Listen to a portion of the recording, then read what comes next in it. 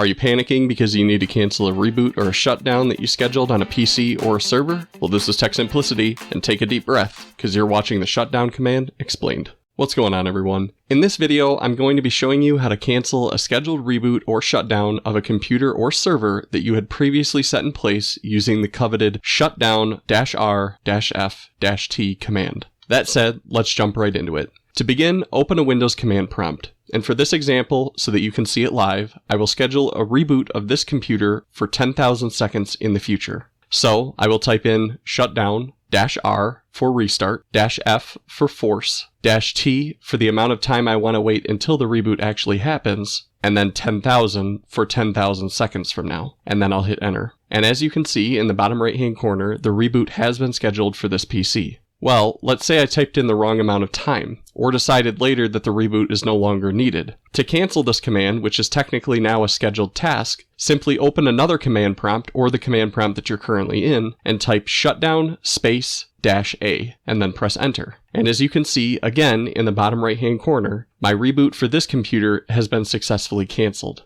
This is extremely useful if you work an IT job where you have to schedule a reboot for overnight and plans change, or if you fat-fingered the amount of time until the reboot is supposed to happen. But that's just one example. This command can be used for lots of other scenarios as well.